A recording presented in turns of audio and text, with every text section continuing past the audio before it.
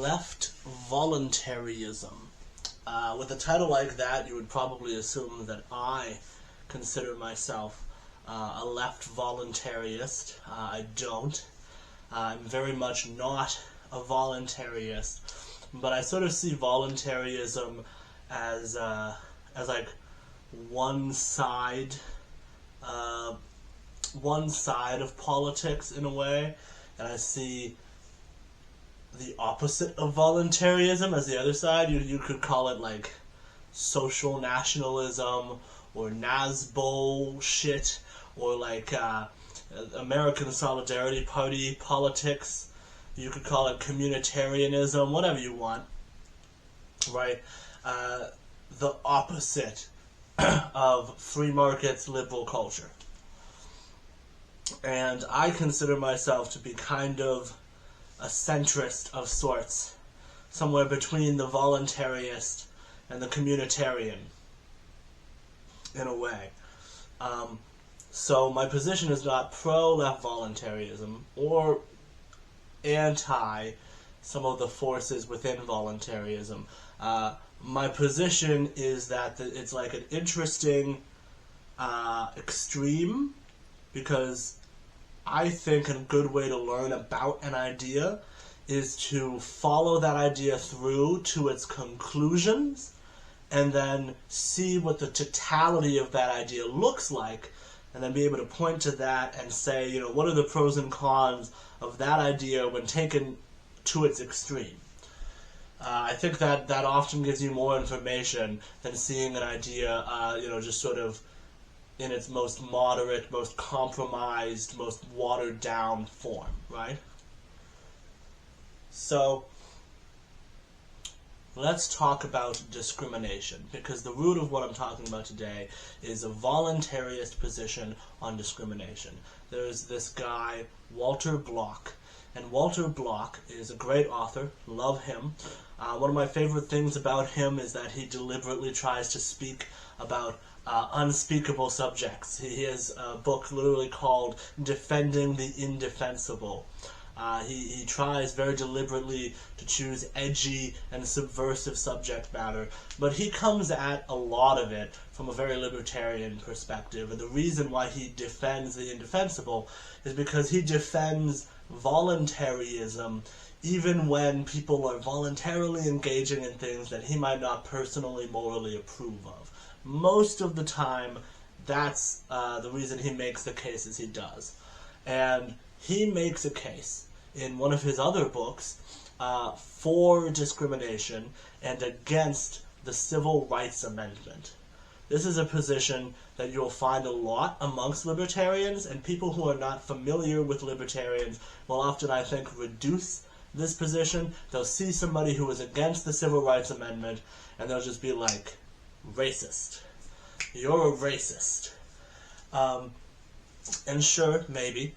There was definitely a lot of racists who were against the Civil Rights Amendment. In America, the Civil Rights Amendment is kind of seen as the end of racism, in a way. I mean, that's not accurate, but that's kind of how it's seen. There was racism, and racism was not having the Civil Rights Amendment, and then we had the Civil Rights Amendment, and then there was not racism anymore.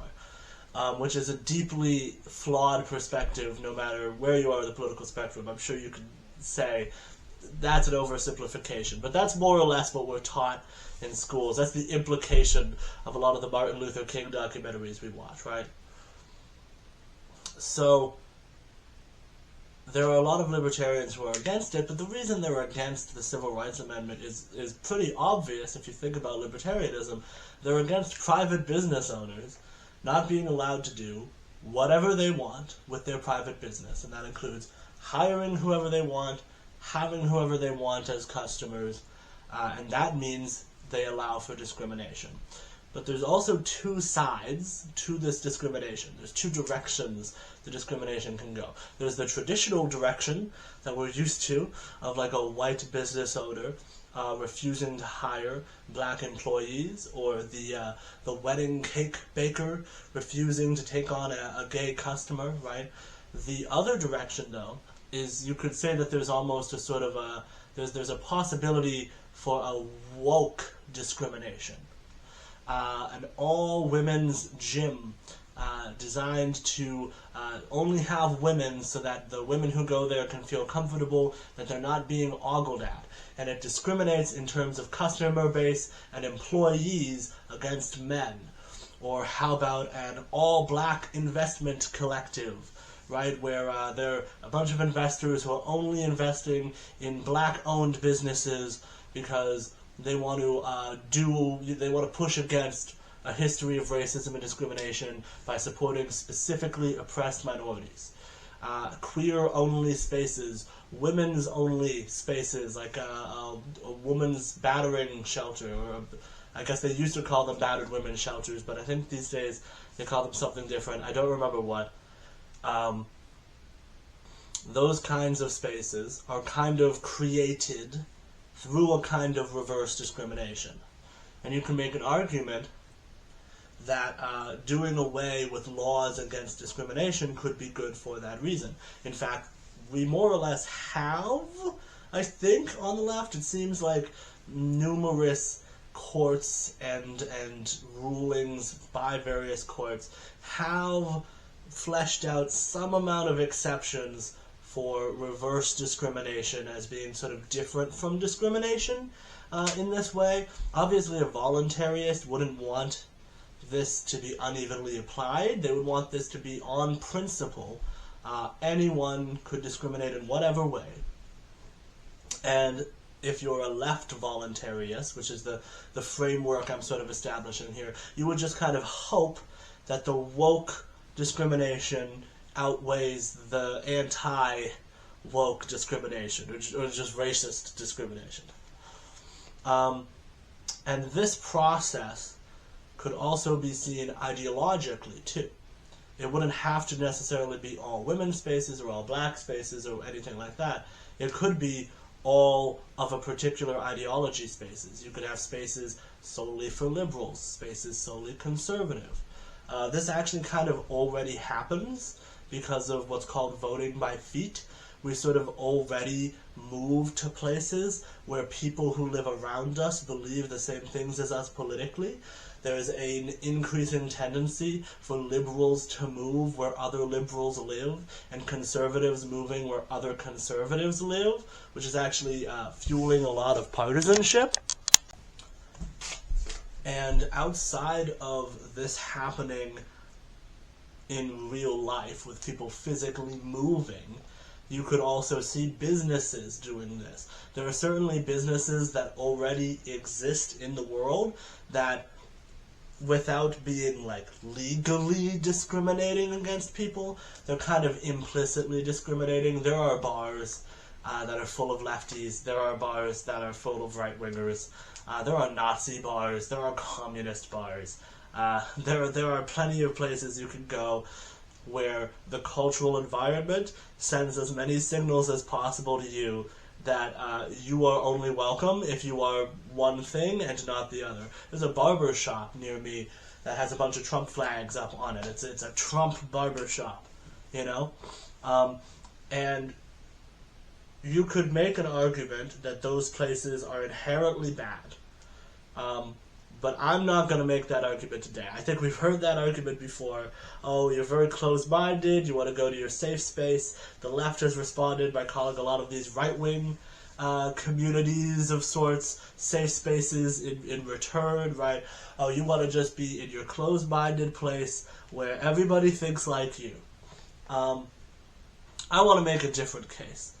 Not just in real life is this happening, not just geographically moving to different cities, not just in bars and in individual businesses. It's also happening online.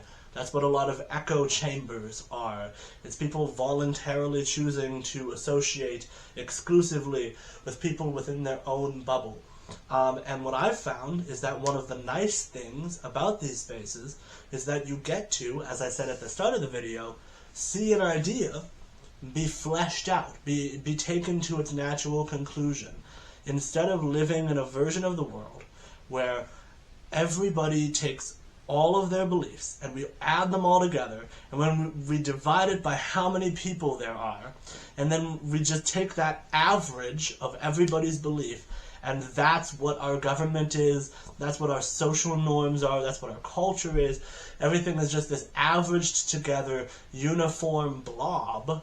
You could live in a society with genuine diversity, where different places are fundamentally different from one another, different online spaces are fundamentally different from one another, and where people can actually have like substantive, depthful differences of belief. I've found, as somebody who grew up on the internet and is very political and kind of likes extremism to some extent, I found that there is something nice about echo chambers.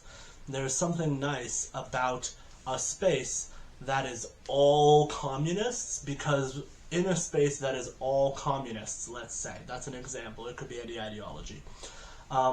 In a space like that, there are no arguments about should we do communism or not. Those arguments don't happen. Those arguments happen in society more broadly, but in this space, everyone is a communist. Everyone knows everyone is a communist. They're already on the same page about that. So they can start getting more detailed. They can start arguing about more specific things. And so they turn their attention more to the questions of how do we have a strong communist movement? What is the best form of economic planning? You know, that they're starting to engage more depthfully with these questions, because all of a sudden it doesn't seem that far away. Whereas out in the real world, where everybody's beliefs are averaged together, if you are a communist, you do not need to spend much time thinking about what that means. You know, you need to spend like 98% of time trying to shift people from the center towards like being a little bit more left than your average Democrat, and like 2% of your time figuring out the details of communism. If you're in a space that is all communists, though, they're all already on the same page. So now you're working out the details. Now you're getting depthful in your analysis.